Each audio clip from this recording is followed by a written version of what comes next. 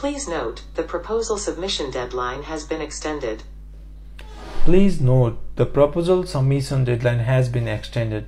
So यतिको short sentence त तपाईहरुले एक्जाममा इजिली रिपिट गर्न सकिहाल्नुहुन्छ तर हामीलाई सर्ट मात्रै नआएर एक्जाममा चाहिँ अलिकति लङ सेन्टेन्स पनि आइदिन सक्छ 12 वर्ड्स 15 वर्ड्स 18 वर्ड्स 24 वर्ड्स सम्मको आइदिन सक्छ र यस्तो केसमा चाहिँ तपाईले के गर्नु पर्यो भने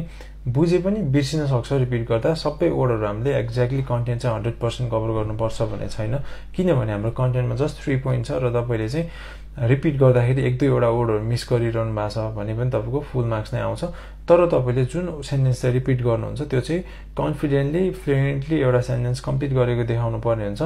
र जति वर्डहरु बोल्नुहुन्छ रिपिट गर्दाखेरि त्यो सबै वर्ड चाहिँ क्लियर एन्ड राइट वेमा प्रोनाउन्स गर्नुपर्ने हुन्छ है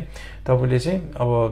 एक दुईवटा वर्डहरु मिस भयो भनेर चाहिँ त्यसमा स्ट्रेस लिइरहनु पर्दैन एक्जाममा है जस्ट तपाईले फ्लुएन्टली जति सक्नुहुन्छ त्यसलाई कभर गर्ने र बोलेको वर्डहरु चाहिँ राइट वेमा प्रोनाउन्स गर्ने र यस्तो गर्नुभयो भने तपाईले राम्रो स्कोर चाहिँ ल्याउन सक्नुहुन्छ है त लिसनिङ एन्ड स्पिकिङमा थ्यांक यू